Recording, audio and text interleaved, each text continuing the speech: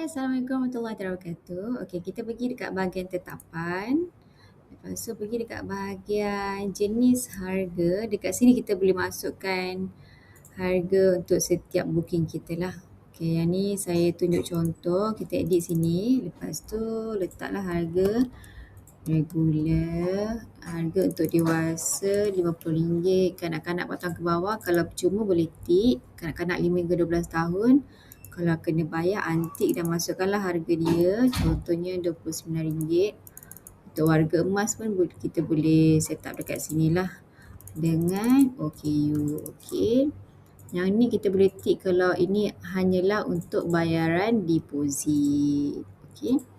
Lepas tu kita tik lah dekat sini dan kita boleh masukkan harga lagi. Contohnya macam VIP. Mesti dah lagi mahal lah kan. 100. Okey. Yang ni letaklah RM50. Warga emas percuma. OKU 80 ke. So kita boleh set up harga kita semua dekat sini. Okey. Lepas kita tik semua, dah pastikan, double check lah. Lepas tu kita klik simpan. Okey. Bila dah simpan, kita boleh try untuk dia akan ada macam ni lah. Satu regular, satu untuk VIP. Okey. So yang ni dewasa untuk 2 orang, regular RM100. Kalau VIP seorang 100 kan. So dia jadi 200. Okey, itu saja. Terima kasih.